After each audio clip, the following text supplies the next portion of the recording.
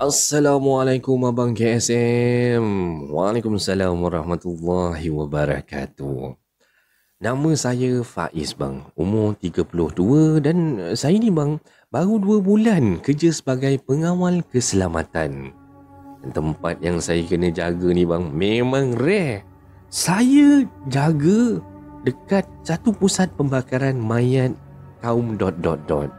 Dan biasanya bang, saya ni bertugas malam lah dengan seorang lagi kawan ni nama dia Ameng. Dia pun samalah satu kerja security dengan saya juga.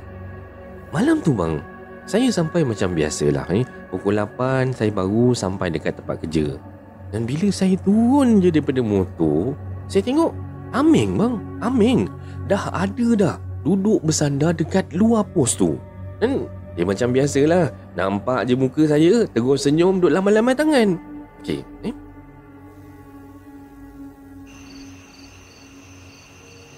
Hai Meng, awal kau malam ni. Selalunya pukul 8.30 kau baru sampai. Pelik aku ni. Alah, relax lah bro. Aku awal kau marah, aku lambat kau marah. Apalah kau ni? Masa tu bang, saya senyum je lah kan. Lepas tu saya keluarkan kotak rokok, offer dia sebatang. Untuk pengetahuan pendengar semua, si Ameng ni, dia memang jenis yang kuat isap rokok tau. Memang orang kata memang dia memang rajin lah, memang kuat sangat dia hisap rokok. Tapi malam tu saya tengok cara dia hisap rokok tu pelik sangat bang. Rakus kan. Dia setiap kali habis sebatang, dia hulur tangan kat saya. Minta rokok lagi satu boleh lah? Rokok satu lagi? So kita ni yelah, ambil lah, bagi je lah kan. Dalam hati sebenarnya panas juga bang. Dia ni tak bawa rokok sendiri ke apa? Bapak kan, hisap rokok macam kereta api. Bankrupt aku macam ni. Tapi pasal benda ni saya tak cakap lah dengan dia kan. Saya cakap sorang-sorang aja.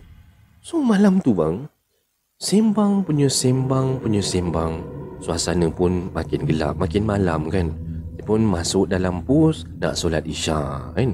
Masa ni rokok saya tinggal dekat luar tau. Dan saya pun okeylah, solat apa semua, gedebuk-gedebis kat dalam pos tu. Lepas isyak saya keluar lah. Saya keluar, tengok si Ameng ni masih isap rokok lagi.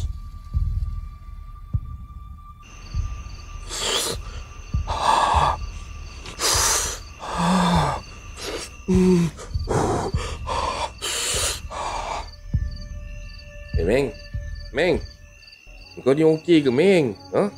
Ni nampak lain macam je. Meng, kau isap